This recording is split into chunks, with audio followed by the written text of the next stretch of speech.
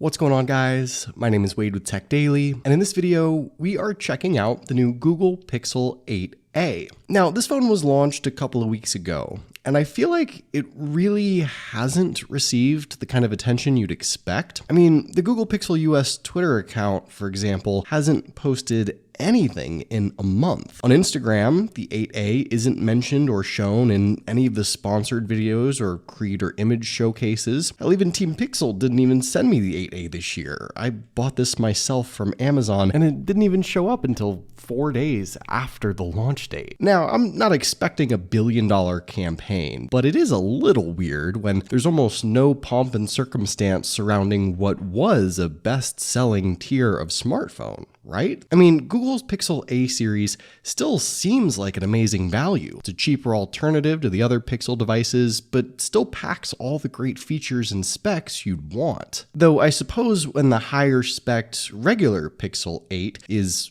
perpetually on sale, thus making it just $50 more than this 8A at the moment, maybe Google doesn't want to draw too much attention to it, at least until they play their pricing games with the 8A also, probably offering a similar perpetual 20% discount, which I'm sure we're only a few weeks away from at this point, but until then, I'll fill you in on everything you need to know about the new Pixel 8A here if you're considering it. I'm going to talk about what's new and what's changed from the 7A, and also where this phone is similar to the regular Pixel 8 and the few areas it falls short, and hopefully this will help you decide if you should wait for it to be on sale and then ultimately buy it. First things first, let me just quickly show you what comes inside the box. Nothing's changed here really. Sliding off the lid, the first thing you get is the phone itself. It is not a funky two-tone color, by the way. That's just the protective sticker. As far as your included accessories, you still get a really nice USB-C cable, and for some reason Google also keeps including a USB-A to USB-C adapter, though no charging brick, so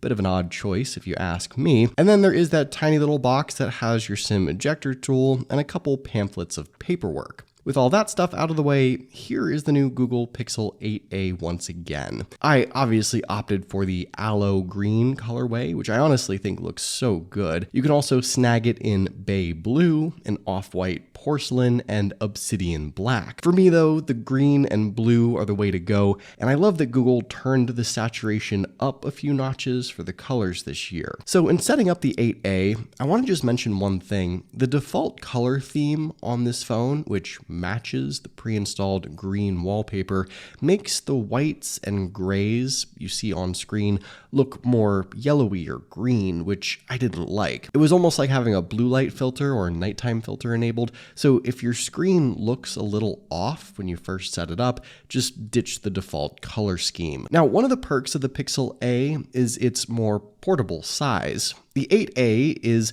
once again 6.1 inches. That's the viewable screen size, corner to corner, basically the same as last year, though you might notice the black borders framing the display seem to be a little thicker. The screen to body ratio decreased a little bit on this phone. The bottom chin is also still very prominent, and I think considering the price, this sort of design now needs to be improved. But I've always appreciated how compact and comfortable the Pixel A's are both in my hand and in my pocket. This is absolutely a phone that you can reach top to bottom, corner to corner, and is quite a pleasure to use. Around back, the 8A unapologetically rocks a plastic rear cover. It's a super soft matte finish, but it feels and sounds like a hollowy plastic. The frame of the phone is all aluminum though. The metallic color matching green is super cool, and that housing gives the phone enough weight to where it still doesn't really feel cheap. The iconic camera bar also seems to maybe be a little less pronounced, I'll take that for sure. And this phone retains an IP67 water and dust resistance rating, which is good enough, but technically not as high of a standard compared to the IP68 on the regular Pixel 8. Taking a look around, on the left side you have your physical single SIM card tray. This phone of course supports multiple SIMs via eSIM, but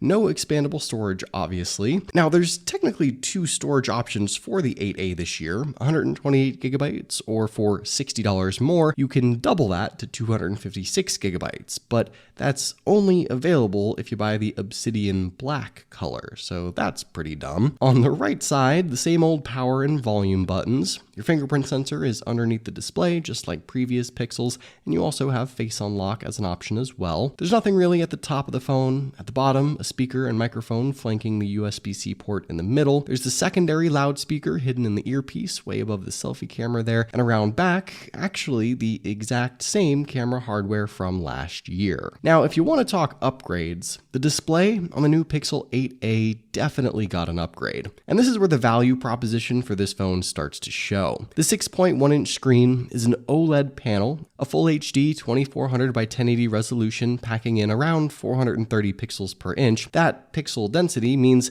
this thing looks super sharp, and the OLED panel produces the colorful and vibrant look you'd want no matter what sort of content you're watching. The upgrades here are twofold. One, the OLED panel itself is now brighter, up to 2000 nits of peak brightness, so indoor and outdoor viewing should be better with improved visibility and a bit less glare. I wish Google opted for Gorilla Glass Victus here, but we're still stuck with Gorilla Glass 3. I'll still take a brighter display though regardless. The other upgrade, the 8A now has a 120Hz refresh rate. That's a bump up from 90Hz on last year's phone, and it puts this phone right in line with not just the higher tier regular Pixel 8, but pretty much all the other expensive flagship Androids. Like I said, collectively with what was already offered and taking into consideration a couple of improvements, this is a phone that delivers a great viewing experience. It might be one of its best features overall, and I can always appreciate when the screen gets some attention because, well, the screen is kind of the most important thing on a smartphone anyway, so it should be as good as possible. For your out loud listening pleasure, the dual speaker setup on this phone is also quite good. I don't know that Google has done much to change or improve the speakers specifically in any way, but to me, even at max volume, they sound crisp, clear, and very detailed.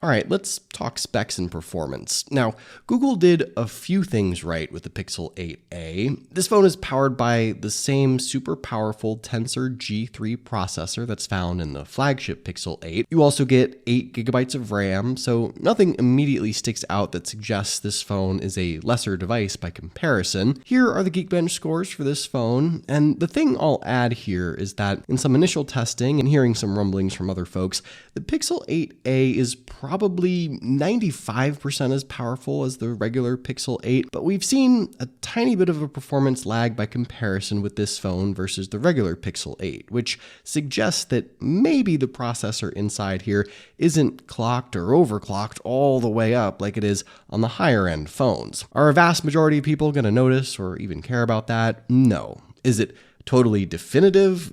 Not really. If you're buying this phone expecting it to be as fast and as capable as the full Pixel 8, it absolutely will be. And you will also get the same Gemini and AI features along with all the other Google goodies and optimized Android experience. You also are going to get 7 years of full Android updates, along with being the first in line for those updates on this phone, which I always say makes a Pixel device a solid long-term value play. I mean, assuming there's no crazy breakthroughs in hardware anytime soon, this is a phone you can get a ton of life out of, and you'll be getting the same new features and software that other people would otherwise be spending $1,000 to get on a new Android device. To me, the VIP Android experience given on the Google Pixels, along with the lifetime commitment of software and security updates, continues to make Pixel devices the best choice for Android users. And I actually do think it's still one of the top reasons to consider these phones over any other. Also inside this phone is a precisely 4,492 milliamp battery, which is just barely bigger than the 7a and just barely smaller than the regular Pixel 8. The actual size is kind of irrelevant though. Google continues to optimize their phones so well with the battery life. The more you use this phone, the better it becomes at making it through the day based on your specific specific usage patterns. The 8A also has wireless charging, which is super convenient, but to get the fastest wired charging speeds this phone supports, 18 watt, you'd need to get yourself the right cable and charging brick. Finally,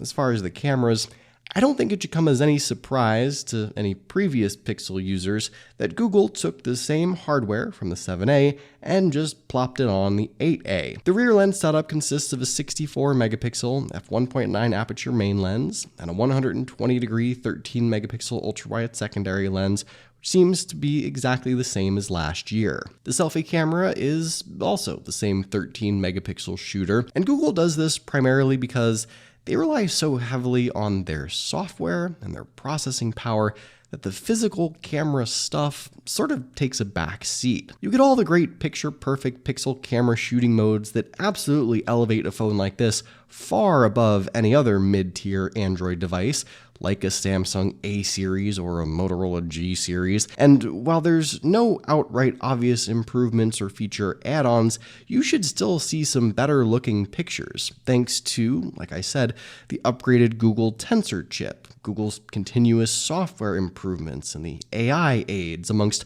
other behind-the-scenes updates. I really don't know what Google could have even added on their camera setup here, maybe better zoom capabilities, but the Pixel A series is still just so far ahead of any other mid-range Android device when it comes to the cameras. So overall, is the new Pixel 8A a must-have upgrade over last year? Well, based on the improvements alone, namely the better display, upgraded chipset, minor camera enhancements, I would say, probably not, but every new phone is only a minor iterative upgrade nowadays. The real question is whether someone who has a 2 or 3-year-old phone should buy this new 8A or the discounted regular Pixel 8 or maybe something else entirely. And to that I say, just wait like a couple of weeks. The 8A is gonna be on sale. It's gonna be like $50 or $100 off. And then, yeah, this is definitely a good buy. As soon as Google themselves starts talking about it again, that's your sign. But what do you guys think about the new Google Pixel 8A? Is this a phone you're considering right now? Let me know in the comments down below. Love to hear your thoughts, of course. Hopefully you guys did enjoy this video though. Be sure to follow TechDaily on Twitter and subscribe to the TechDaily YouTube channel if you haven't already, and I'll see you guys later.